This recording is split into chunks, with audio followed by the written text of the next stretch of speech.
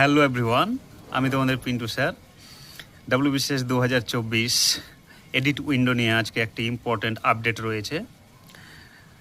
19শে December থেকে 23শে December অবধি edit window চালু হয়ে যাওয়ার কথা ছিল, কিন্তু পাবলিক সার্ভিস কমিশন ইতিমধ্যে একটি ইম্পর্ট্যান্ট নোটিশ দিয়ে জানিয়ে দিয়েছে তাদের ওয়েবসাইটে যে edit window will be available from 22nd December 2025 to 29th December 2025।